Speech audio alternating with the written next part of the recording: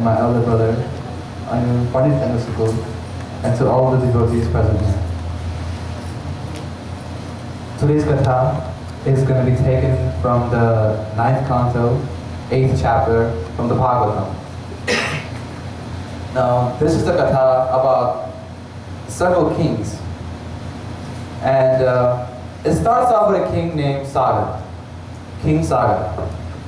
Now, King Sagar was the king of the entire world, because back in the days, the world used to be, the whole continents, everything used to be one, and it was known as Bharat. And whenever there was a king, he ruled the entire Bharat, the entire continent, the whole area. And so Sagar was the king of the whole entire continent that was at that time. Now, his wish was to do this Mahayagya, and with this Mahayagya, what would happen that he would gain more control over these areas. And so he had two wives. From the first wife, he had a son named Anshuman. And from the second one, he had 60,000 kids. So while doing this yajna, he sent out his 60,000 kids, each with one horse, in every direction to let every king know that he's going to do this yajna, and they have to agree.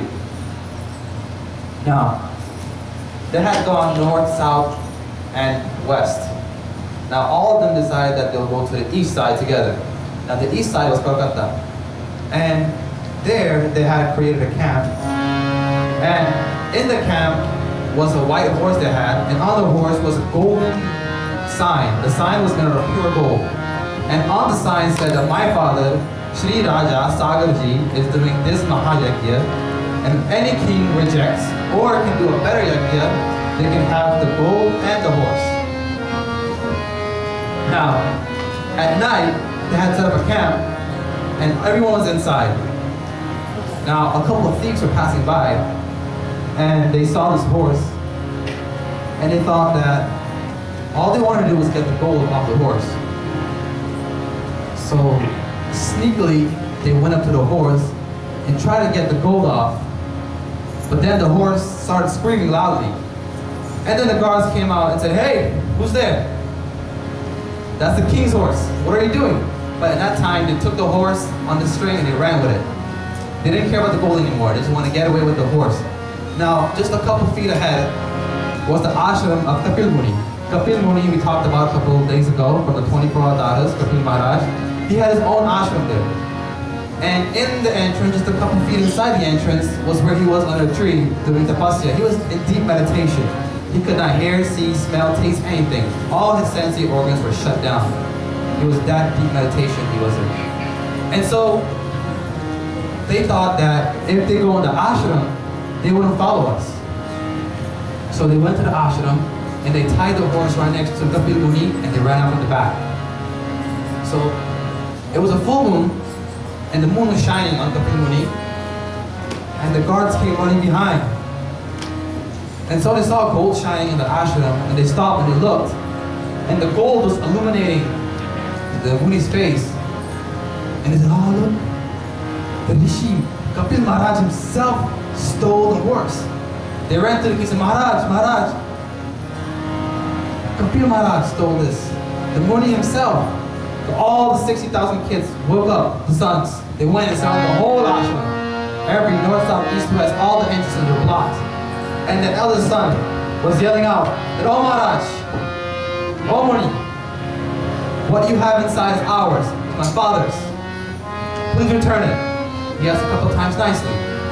But again, Kapil Muni was in deep meditation, so he couldn't hear what was going on inside, outside. So the eldest son got very mad. He went inside, he started cursing him. And as soon as he got into the 1,000th curse, Kapil Maharaj's eyes opened. And once the eyes opened, there's only flames. And the flames burned the eldest son, the horse, and everybody who was around. All 60,000 sons and the guard were all burned to ashes. Now what was left, Kapil Muni did not recognize this, was the gold sign that was left. It was falling on the side there, but he didn't notice it. He went back into deep tapasya. So, in the kingdom of Sagarji, he was walking around worried. getting old now. Time, the Muhurta is getting out, running out. I cannot do the yajna without the king's consent. And my sons haven't arrived. But most importantly, where are my sons?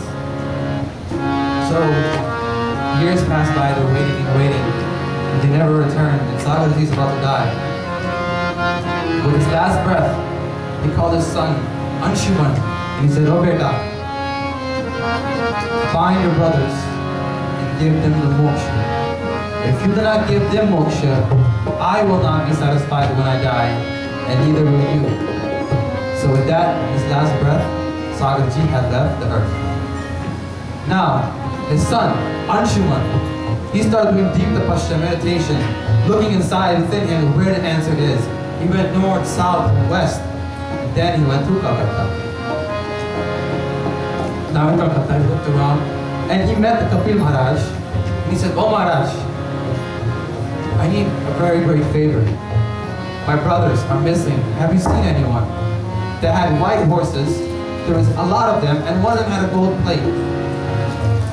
So Maharaj said, "Maybe I saw them." He speak like Guruji. "Maybe I saw them. Maybe." He said, "There was kids, sons that would surround my kingdom, and they were yelling, making noise, but I wasn't paying attention. I was in deep meditation." Then Anshuman said, "Baba, please, I need your help. Please tell me what happened." He said, "Yeah, there was a horse, and there was a plate on it, a big gold sign." Anshuman got excited because he knew that one of the horses had a sign on it. So he said, "Baba, please, what did the sign say?" He said, "I don't know, but it was something like, my father, King Saga, is doing some yajna, and if you challenge me, you can have the horse and the gold." Something like that. I said, I wasn't paying attention. I was in meditation. So Anshuman got very excited. He knew that this was it. So he said, "Baba, please tell me what happened, where they go, what happened, who got killed, anything. Please let me know." So Baba said, "Hold on. I will look inside. I will use my Divya Darshan." He would look for the special eyes he has. He would look. And when Kapil Maharaj closed his eyes and concentrated, he saw that what he had done and what had happened. And so he narrated the whole story to Anshuman. So Anshuman asked that, "Oh Kapil Maharaj, is there any way that I can liberate them?" So Rishi said, "Yes, there's one way, but it's a very hard one. You have to bring Ganga from heaven to the ground to wash all these ashes out into the ocean, then will they get liberation." So Anshuman set out to the tapasya. Years and years of tapasya he did. Sri Gangare Namaha, Om Sri Gangare Namaha. Went on for years and years and years he went on, until his time came to die. And he told his son, Dilip, Raja Dilip, he said, "Son, if you do not find this way, if you do not bring the Ganga on the earth, your ancestors will not find the moksha. They will not be happy. I won't be happy. And when you die, you won't be happy."